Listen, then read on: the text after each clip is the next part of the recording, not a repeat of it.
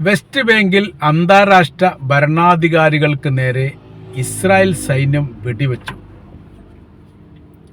വലിയ രീതിയിൽ പ്രതിഷേധം വിളിച്ചു വരുത്തിയിരിക്കുന്ന ഒരു സംഭവമാണ് ഇപ്പോൾ ഇസ്രായേൽ വെസ്റ്റ് ബാങ്കിൽ ചെയ്തിരിക്കുന്നത്. ജനീൻ അഭയാർത്ഥി ക്യാമ്പുമായി ബന്ധപ്പെട്ട് അവിടെ നടക്കുന്ന മനുഷ്യത്വരഹിതമായിരിക്കുന്ന പ്രവൃത്തിയെക്കുറിച്ച് നേരിട്ട് അന്വേഷിക്കാനും പഠിക്കാനും വേണ്ടിയിട്ടാണ് 32 രാഷ്ട്രങ്ങളുടെ പ്രതിനിധികൾ വെസ്റ്റ് ബാങ്കിൽ എത്തുന്നത്. അപ്പോൾ വെസ്റ്റ് ബാങ്കിൽ എത്തിയതോടുകൂടി തന്നെ വെടിവെപ്പ് നടന്നു എന്നുള്ളതാണ്. ജീവൻ കൊണ്ട് ഓടിയിട്ടാണ് പല രാഷ്ട്രതന്ത്രജ്ഞന്മാരും രക്ഷപ്പെട്ടത്.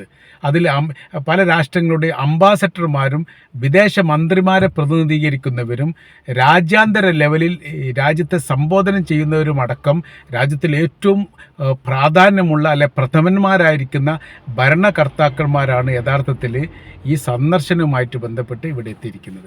അവർക്ക് നേരെയാണ് വെടിവെപ്പ് നടന്നത്.